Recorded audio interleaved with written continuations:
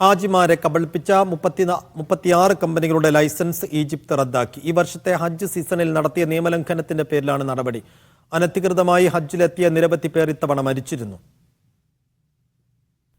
ഹജ്ജ് പെർമിറ്റും താമസ സൗകര്യവുമില്ലാതെ ഹാജിമാരെ മക്കയിലെത്തിച്ചു എന്നാണ് കേസ്. ഇതിലാണ് 36 ഹജ്ജ് കമ്പനികൾക്കെതിരെ നടപടി. നേരത്തെ സൗദിയും ഈ കമ്പനികളെ കരിമ്പട്ടികയിൽപ്പെടുത്തിയിരുന്നു.